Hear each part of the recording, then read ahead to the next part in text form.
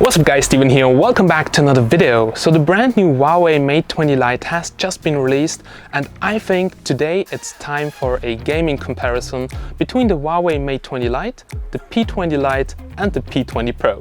So let's go!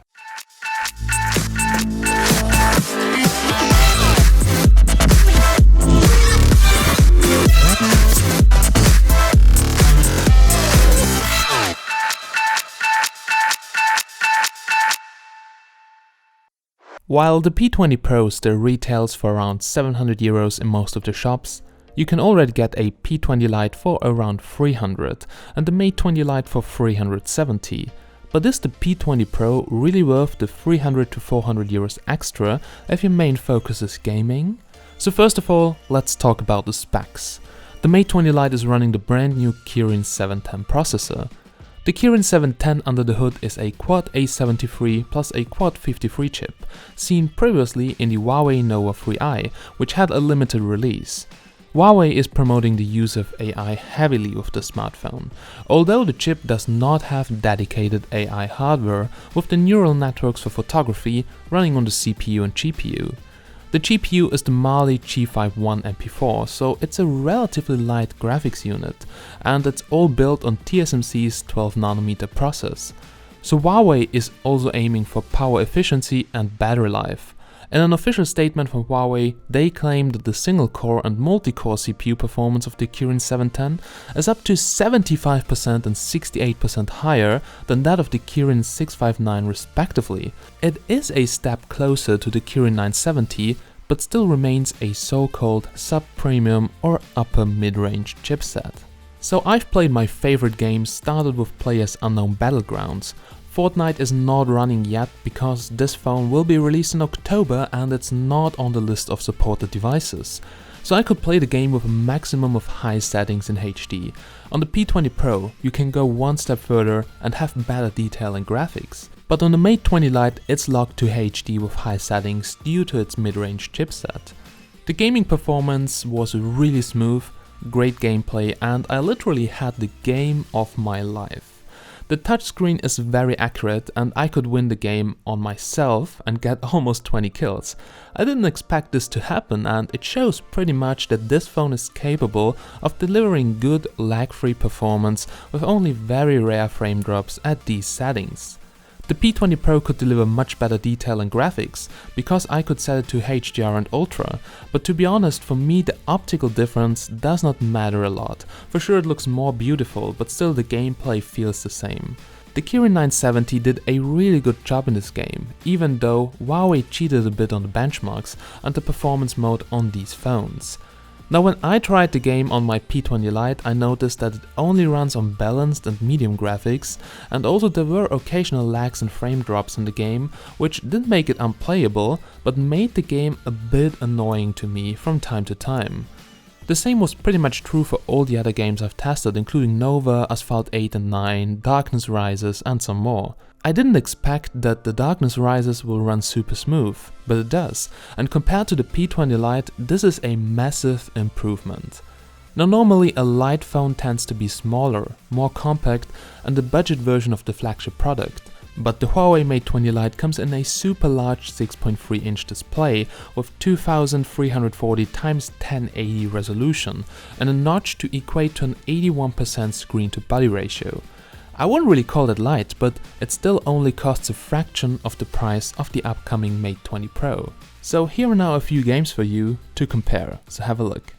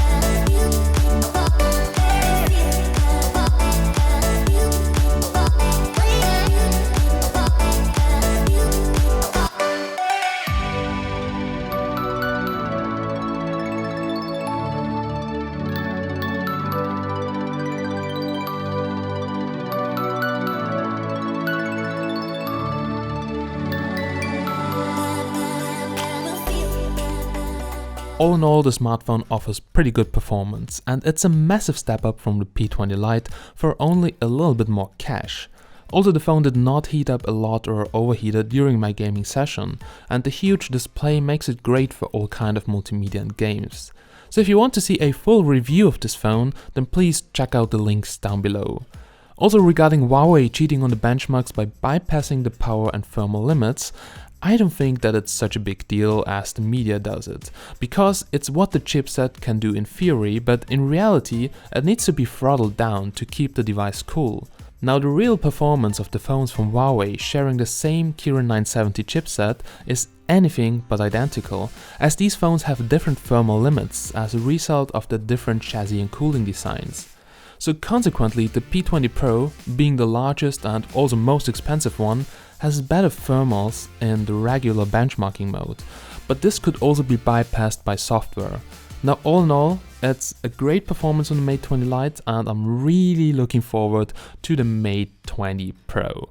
Alright guys, so we're now here at the end of this video, and just quickly to sum it up, gaming performance really good. So it's not running the final software yet, so we'll probably see some tiny improvements, but all in all I have to say all the games are running at maximum, or at least the maximum settings you can choose on the device.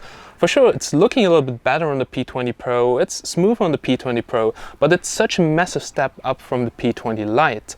So I think for the price, it's really a decent phone, a huge screen, very accurate touchscreen, good performance. So for gaming, this device is definitely good. So if you have more questions about the Mate 20 Lite, put them down below into the comments. And if you want to know more, there are plenty of more videos on my channel, so make sure to check it out. As always guys, thank you so much for watching. I'm Steven from Tech Magnet, and I'll catch you in the next one. Have a nice day!